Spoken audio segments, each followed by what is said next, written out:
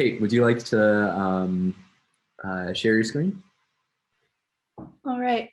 Hi, everyone. My name is Kate Lowry, and the title of my essay was Justice in COVID-19 Crisis Triage, Race Equity and Maximization. So for my essay, I decided to write a bioethics paper with a focus on the value of justice in the COVID-19 hospital triage. And if you can remember, in the beginning of the pandemic, hospitals around the world had faced extreme ICU overflow, and they had to decide as to who they should allot priority to. And I wanted to write an analysis of the ethicality of the decisions being made. So I chose to focus a lot on the concern for race equity and how members of certain populations were disadvantaged in many ways.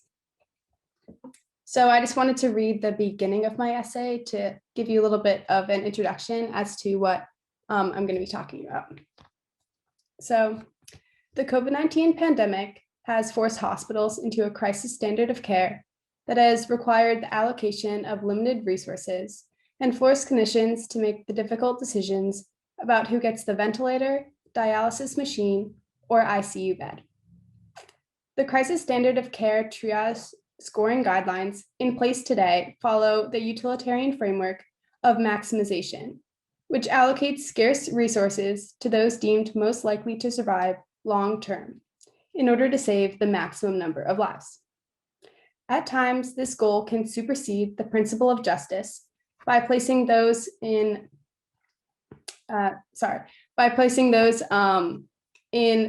racial minorities, specifically Black and Hispanic populations, in the lowest priority. So those racial minorities, specifically Black and Hispanic populations, have been disproportionately harmed by utilitarian triage guidelines that seem neutral on paper, but this neutrality comes with negative consequences. As a result of systemic inequalities regarding access to care, jobs, adequate education, and housing, these populations are fundamentally disadvantaged in scoring systems because of their comorbidities, which result in reduced expectations for long-term survival. And if saving the maximum number of lives perpetuates health inequities for people of color, is it possible to maintain a utilitarian goal while simultaneously valuing justice and mitigating inequalities for these populations? When considering both the value of human life and acknowledging existing barriers to health, the decision as to who gets the needed resource introduces many sides to the complex ethical dilemma of medical triages. So just like in my paper, I wanted to give a little bit of a background on the crisis standards of care. So I talked about the continuum that hospitals follows, which begins at a conventional standard and increases in intensity to a contingency standard, which is more of a preparation stage for the eventual crisis standard. And in this state, a hospital's goal is to save the most number of lives, which is also known as a maximization. But another important aspect of this dilemma was the SOFA score, also known as the sequential organ failure assessment. And to be put simply, it prioritized patients with the least amount of organ dysfunction to put those in the greatest risk for death at the lowest priority. But most of my paper discussed the disparities in prioritization. So due to systemic injustices that, in particular, Black and Hispanic populations face in their lifetime, they're far more likely to develop comorbidities, which is one of the main contributors to disparities in this prioritization. So some of the examples of these comorbidities are chronic kidney disease, diabetes, and more. But the combination of one of these conditions plus a COVID-19 diagnosis accounted for a significant amount of deaths across the world. And in the US in particular, chronic kidney disease, Black patients were 4 times as likely to develop it as white patients, and Hispanic patients were about 2 times as likely to develop it as their fellow white patients. But one of the points that I was making, I was questioning if the SOFA score and similar scoring assessments are fair, considering the disparities in comorbidities of patients between different races. So to analyze this kind of dilemma, I decided to look at it first from a utilitarian perspective. And in this utilitarian-centered triage approach, it was all about saving the greatest number of lives. And to achieve this goal, it would mean that hospitals would have to prioritize those with a greater chance of surviving beyond their COVID-19 diagnosis with that scarce resource. So as I did in my essay, I will share a simplified example of this. So if you have two patients, both in need of a ventilator, and one has, let's just say, a 90% chance of survival with the resource, and the other with a 10% chance of survival, determined using some type of scoring assessment, then under this approach, you would give the ventilator to the patient with a higher chance of survival. But one of the objections I had to this approach was that it did not account for systemic injustices and failed to consider how likely a patient was to develop their score-raising comorbidities, or if they already had a shortened prognosis for long-term survival. So the next approach that I considered was a justice-based approach. And this focused more on equity, taking into account social determinants of health and giving more proportional care to those who are already disadvantaged going into the pandemic.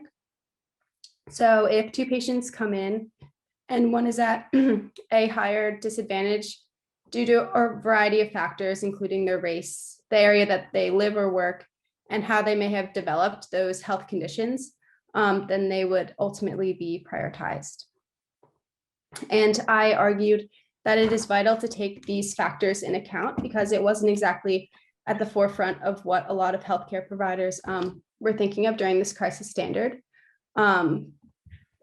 I think it's important to take those into account, but it's not exactly realistic to say that hospitals can take this much into account when they are so pressed for time in the ICU. It takes a significantly longer amount of time to consider these factors. So in conclusion, I argued that even though some may argue when a crisis standard of care situation that it's not the time to focus on equity in the healthcare system, I believe that the pandemic has heightened racial inequities in certain communities in particular. And in my opinion, it has made it clear that there's no best time to make efforts towards reducing the strain of inequities in healthcare.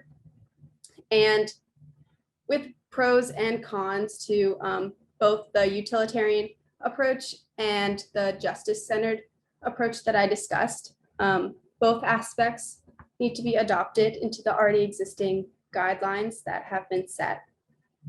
And some of the suggestions that I had for a more ethical triage were to add some correction factors to the SOFA score, taking into account those comorbidities that put certain populations at a significant disadvantage, and also taking into account the area in which patients may live and things like the poverty level, environmental factors, and access to education that they may face. That is all. Thank you. Thank you so much, Kate.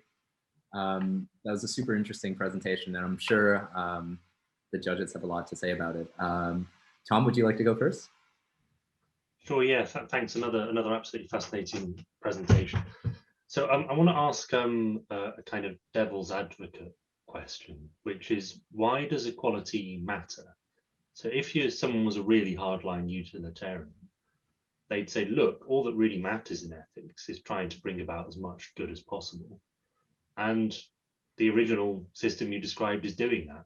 And it would be a bad thing on that kind of outlook to get distracted by worries about equality and so on, because those things would stop us from maximizing good.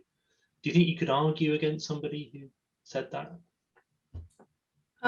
Yeah, actually, you bring up some good points there. I think that's a lot of what we think about when we think of a crisis standard is to try to save as many lives as possible. But it really brings up the issue of who has the advantage already and who might not be in the same status to receive that kind of help, that kind of resource in that situation. So like I was describing before, certain individuals are more likely to have comorbidities that may give them a disadvantage, that they may not survive or live a longer life to begin with. So why would you prioritize them if it's going to limit the amount of lives possible that you can save? But changing what it means to be equitable in the healthcare system is something that we need to think about all the time, not just in times where we're not in a crisis. And I think that it's really important to make those changes even now, even as we're facing a lot of pandemics of our own. Thanks. Yeah. Hande? Yeah, thank you so much. This was very interesting to read and very well explained. This is something that you touched upon, but I was wondering if you could elaborate a bit more on that. What do you think about the relationship between neutrality or objectivity and the institution of medicine? So you sort of showed that it's the idea of inequality or equality, equity, some of the concepts you've touched upon. Challenge that, but I would like to know if you think that's only just the experience at the medical institutions, or do you believe that the institution of medicine is inherently not able to have an objective stance? So what are some of your thoughts on that? Well, I think it's definitely something that's been ingrained into not just our society, but our healthcare system. Systemic injustices are very much real in the healthcare system. And I think that when we use certain scoring systems that kind of, we think, eliminate all types of ways to single people out, single individual races out, it actually hurts them even more, not considering their race and their situation in life. And I think that we kind of need to take a step back and assess that more clearly. And I think that's something that we can always get better at. Yeah, thank you so much. I'm going to agree with that. And I think we could also look at how we arrive at those scoring systems. So who is being looked at? And there are always populations that are being disregarded while that's happening. So thank you. Yeah, and I think, Hande, your question feeds almost straight into some of, the kind of work that Daniele does with complex systems and dynamic systems theory. But I don't know, that might be a little off topic. But Daniele, do you have any thoughts on the paper? Oh, well, first of all, I really enjoyed reading it. Also because I think the entire discussion about the ethics of the choice made, I think, has been a little bit overlooked. There was not a discussion about it, and this is a problem per se. So that's one of the reasons for which I really appreciate it. One question. So don't you think that just by maximizing the numbers of lives saved could be a little bit myopic, especially if we think in an intertemporal perspective? So yes, maybe say today we are saving much more lives, but what about in 10 years from now? How does this perpetuating and exacerbating inequalities and health inequality may have an effect on the society in the future? Definitely. I think that, sorry, what healthcare providers were kind of thinking during this this time was to live in a crisis mindset and only save as many people as they could at this given time. But the pandemic did continue for a very long time. It's still continuing. And I think that it's not something that people can, I guess, change their perspective on or change those guidelines as quickly as they may have thought. And I think that when they initially put in some of these guidelines just to be kind of a maximization, it kind of set us back in a way that it's very hard to change them. It's very hard to look at it from more of a justice based lens when it's already being used on an everyday basis. So I think that we kind of need to go back and adjust what had already been put in place, and to help those communities who were struggling. And I think that we didn't really see that kind of outcome until a little bit after. And I think that it's important to keep on changing those guidelines. Thank you. Cool. So I'll open up the floor once again to any students who may have some comments on Kate's paper. Andrew.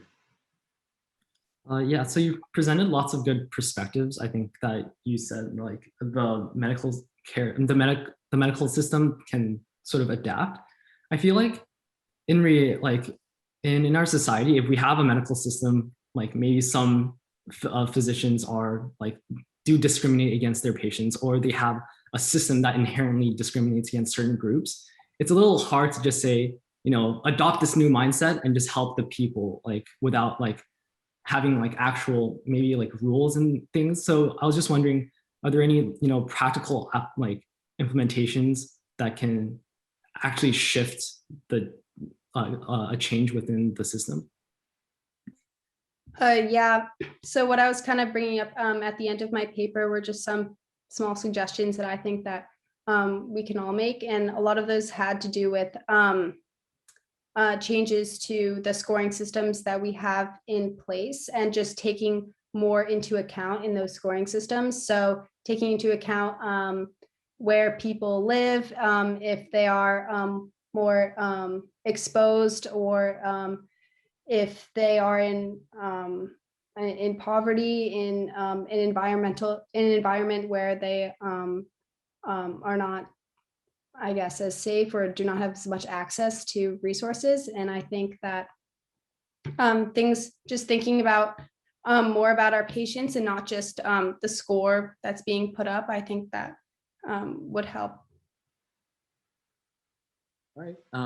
In that case, again, Kate, these were some incredibly difficult questions. Hande's question, I thought, was especially hard. But